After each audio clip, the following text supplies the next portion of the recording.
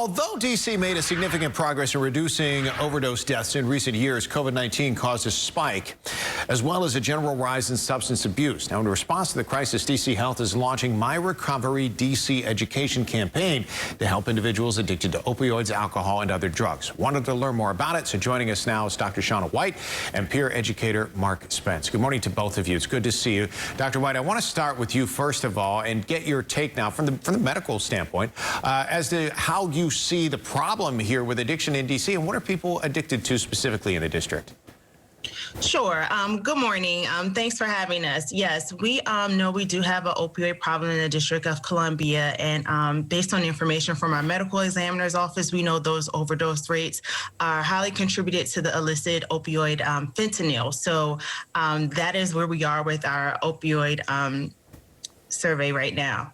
Is it mostly opioids in the district, though, that are the problem, or are there other substances that you've seen a rise in? Right. So right now what we're seeing, which has been consistent, is opioids. So that has been definitely an issue that we have been addressing and plan to create awareness about the resources that are available for our residents. Mark, I want to bring you into the conversation now because you've walked the walk and talked the talk, and you're helping others now. What are you hearing and what are you seeing? And I guess how would you summarize the situation in D.C. now?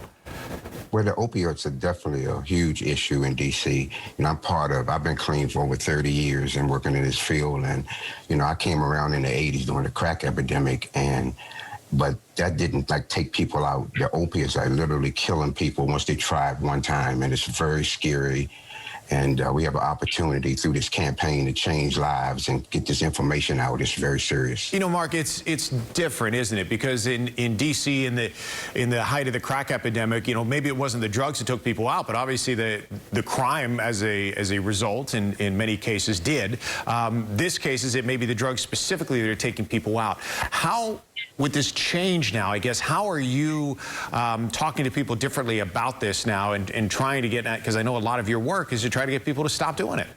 Yeah, so we have this thing called peer recovery specialist and recovery coach, and we literally on the streets trying to help people and getting the word out that, hey, there is a way out, and it's this huge recovery community in D.C. that's been around a long time waiting for folks to get the help.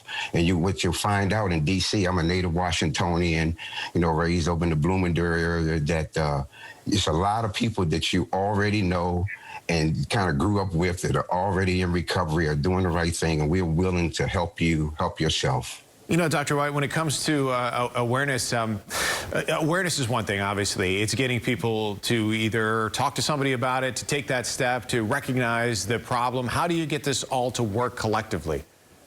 Right. So we have a lot of resources available to get this all to work collectively. One thing we're doing, we're creating awareness about the campaign. So in addition to the website, we have a helpline, a 1-800 number that individuals can contact if they need help. Moving forward, we will have advertisements on metro buses and other places around the city to create awareness so individuals know that resources are available. And we will connect individuals with a peer, and we want them to know that recovery is possible and that treatment works. Mark, I don't know how much of your personal story you want to share, but what is it that either got to you, or what do you see that is getting to people that helps them with that turnaround?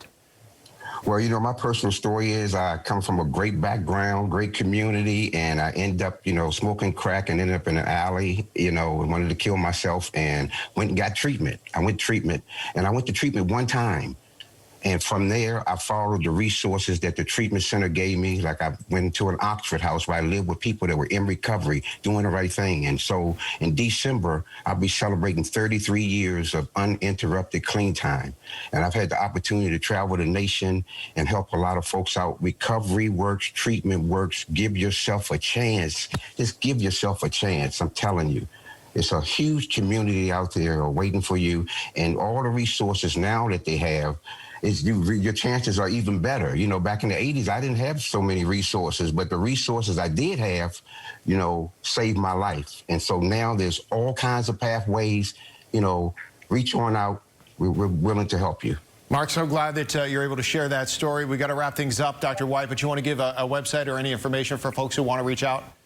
Yes, absolutely. Our website is MyRecoveryDC.org, or anyone can call the 24/7 helpline at 1-888-793-4357. Thanks, both of you, for joining us this morning. We do appreciate it and wish you both the best. Thank you. You. Yeah, hopefully people take advantage of those resources.